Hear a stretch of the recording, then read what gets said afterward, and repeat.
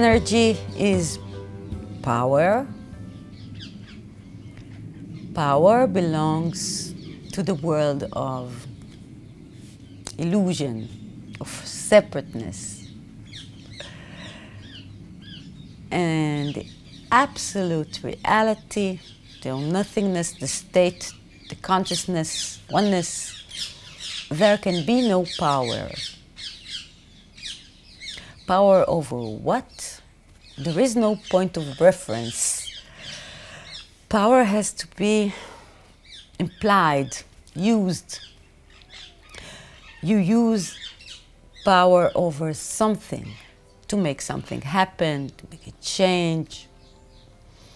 So you use power, or it's around you and you feel that it is around you because there is some kind of change. It changes reality. It influences reality. It's a power. So, in the absolute state, this nothingness, this beingness of nothingness, how can something have power over another thing, and how can there be any kind of relationship between two things, and how can something influence another in an energetic kind of way? So there is no such thing as energy. Surprise, Simcha says. Nothing exists. And so she'll continue listing the things that are believed and perceived to be true and denying them one by one. Energy is a term that is being used very frequently by spiritual seekers and by scientists. It has a lot of answers. It has like some kind of existence of its own. It is energy. You feel the energy. Feel the vibe. You feel the frequent of things. You feel it. You can. It becomes as real as matter to the eye of the separate form that perceives reality. It believes that even though it is an elusive kind of thing, that it is unseen, it's invisible, you cannot grasp it and you cannot touch it, but it is there because you can feel it. You can feel the energy just like you feel matter. And there are people who are more sensitive to receiving this kind of energy, and that they can somehow use this energy or channel this energy into other separate forms, or heal in the separate forms through the energy, through this power. What is beyond matter? What is beyond the illusion? What is beyond energy? Beyond energy is the thing itself. The thing itself has no energy, has no power over anything, has no existence, has no movement. Everything that is connected with energy does not belong to the natural state or beingness or consciousness. Only the qualities, and as always, only the qualities are part or just a symbol inside this all nothingness. The qualities of the things that are being perceived as reality. So the qualities of the matter, if it's firmness or softness, or if it's high, it's like a mountaintop, or if it's green, the qualities. It's like ideas. The idea of green, the idea of soft. These are the ideas that are connected to this oneness, only as a metaphor. And so energy is the same. Only the idea of power, the idea of channeling power, or this great influence it has, only the idea is real. The power itself is not. Just as there is no air around me, around Simcha, or there is no sky above her. There's nothing. So energy also has no volume, has nothing. But it is greatly mistaken to be taken in another way, because people cannot perceive the sheer emptiness of the state, the sheer unexisting nature of it, the possibility that it is some kind of emptiness or vacantness. I don't know, I have no words to describe this nature. So when like people try to grasp this invisible thing, it's like God, it is invisible, it is in the sky or somewhere or within everything we touch, but it is still there in the things around us or in the sky or somewhere. And so the nature of the psychological structure of the character does not want to realize or understand or accept that there can be such a state of nothingness. So the best solution is energy. Oh, it is the greatest in all the worlds. It is invisible. You are spiritual. You don't believe in the matter, as it is. You are not primitive. You believe in energy, some kind of power. Doesn't matter which form it takes or doesn't take. Where is it? It can be nowhere. Like you don't know where this energy, or maybe it comes from some kind of an electric field, or maybe it's generated somewhere else, or it is itself the power of everything. It is pure energy, like in the Big Bang. It's like big energy that is spreading, or this is the thing.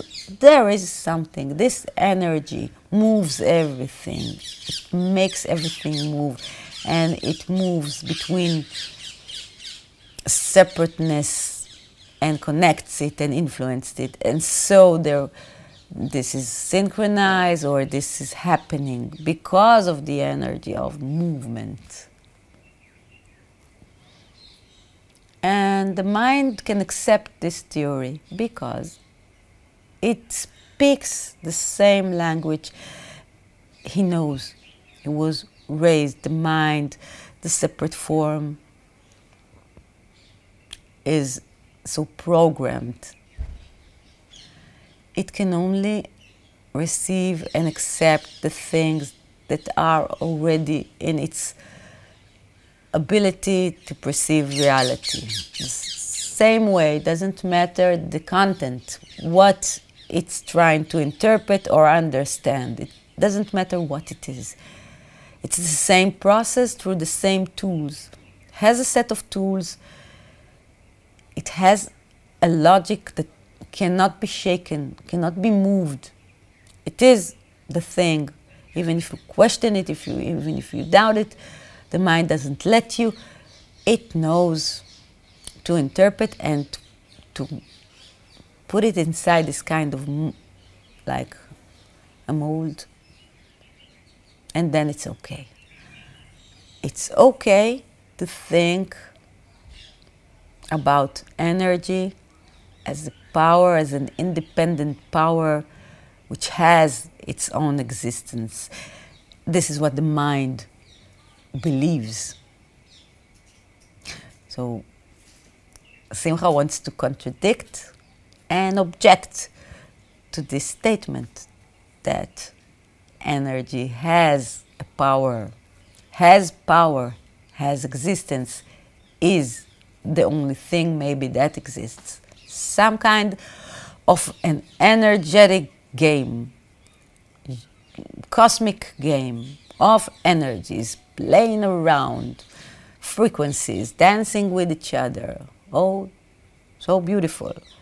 This is a frequent, this is something that is not real. It's only there. Something so delicate, so unseen. You cannot see this delicate dance of frequencies, and so the mind accepts this. I know this. When you say this existence is like a dance of energies or of frequencies, and it's more evolved than, say, believing that it is a dance of two people inside a wedding of someone, and they sweat and they dance with the drink in their hands, and it's so earthly. This is the dance of two energies. No, I believe that they are not two people in a wedding, that they are this beautiful something that is like vibrating and dancing together. No. This is the grand illusion. We cannot escape into these kinds of comforting opinions or knowledge, because though it is comforting for the mind to think that it is evolved enough to realize that, oh no, these are not two people, these are two energies or vibration that are somehow compressed into some kind of fractal dance. This is what I am seeing. I'm so evolved, I do not see the people. I see the energy. And so it's so comforting for the mind to think, I'm evolved. I do not see reality in such a primitive way. I see it in the way that is more high. It is the great understanding that the matter does not exist. It somehow vibrates. Saying that this power, this energy, this vibration is an illusion, just like all the illusions that are being perceived through the mind, is too much evolved thing not to be. So if there is not even this vague power of energy that has no definition and you cannot feel it, but you know it's there, and sometimes it is scientifically being proved that it is there and it influences, so it has a connection to all the things, show the character, the evolved character, that it's true, that this is the illusion, that inside it, through the energy, it happens. And then there is a confusion. Instead of seeing energy as what it is, just another tool inside our enormous, endless briefcase of oneness's briefcase, or tool shed. It's an enormous tool shed. It's another tool for the separate form to build a story. It's another form for the illusion of time, space, and matter to express itself. So it expresses itself through the matter and through even the feelings or the nature of the separate form. And in this way, it is a thing. The same way that you are a thing and everything else is a thing. It has nothing to do with the natural state. Energy has nothing to do with emptiness. It is not built, it does not build emptiness, or it's not like the source from which it like transmitted to the world. There are no worlds, like layers of worlds, and the energy shifts and changes and being like transmitted from one place to another. It's nowhere. This power is nowhere. When you're feeling energetic, or if you're feeling that you are without an energy, it's not that there is someone who is feeling that he has or hasn't got energy. It's just an expression inside the story of a separate form who has power to act, or a separate form that is currently needs to be in a weaker place because something has to happen, because she planned it, so she can tell the story and evolved inside the story. You cannot harness energies, you cannot channel energies. Though people do that, and I respect that immensely. I respect everyone who is playing with this illusion of reality and succeeds to do that, to channel things and to heal through things. If he manages to do that, to play with the illusion, it is great. Why not? It has nothing to do with the truth, with what he is really doing, with what's really happening, which is, as always, nothing. So the grand mistake and my point, Simcha's point, is believing that energy is this thing. Energy is not the thing. Emptiness, all nothingness, consciousness, oneness. It is not energy. Energy is like music. Music is amazing. Music is amazing. Music is the highest way this oneness expresses itself, in my humble, narrow viewpoint as Simcha. Music is amazing. It is divine. It is connected. Wow. It is music. But it's not, and it will never be, anything other than an expression inside the emptiness and quietness. And the most beautiful music is silence, is this silence. And this is how it sounds. I can hear it, like I hear my neighbor singing. She sings in the mornings. And this music is this nothingness. It does not stand. If you have scales, music and energy can be scaled. This thing does not belong to the scales. It is the scales itself. It is beyond the scales. It is beyond music, beyond beauty of music. How amazing can this thing be if it's beyond music? Music is divine. So energy is amazing as a tool. it is amazing.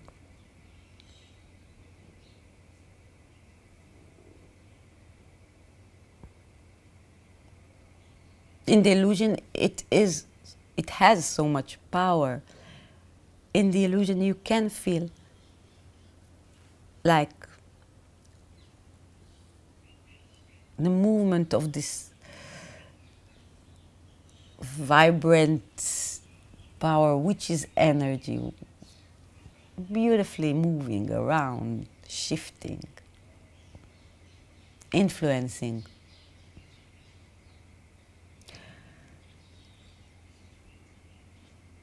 But its nature, its spiritual nature, this of energy, because it is so elusive, cannot replace the nature of all nothingness, true existence,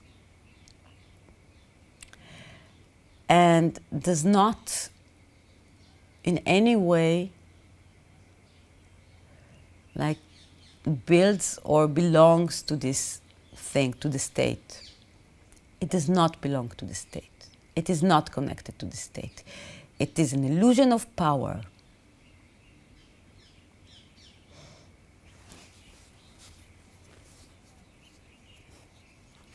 No need for power. And this empty point, which is nowhere in no time, it is such an undescribable thing, the state itself, which is what is speaking right now.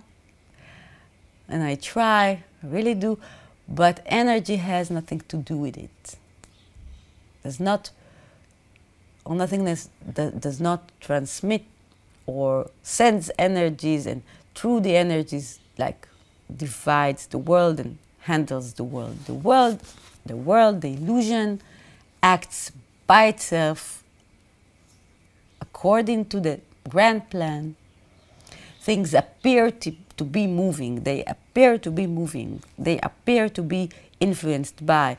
There is a leaf on the floor, there will be a light breeze, and it will take it away, and it will roll. And it appears to be that there was some kind of power that influenced something else, and there was something that happens. But in reality, there is no movement inside this thing, so the wind, it's like standing still, and the leaf is standing still, and it's like, of course, in a movie that if you'll separate the frames, you'll see an unmoving frame. Only if you join all the frames together, if I recall, 25 frames per second, then you will create the illusion of movement only on the screen. But if you freeze every frame, you'll see an unmoving picture, and this is what you'll see. So how can there be a power other than this freeze frame of picture? How can energy come and just be a thing if there's nothing?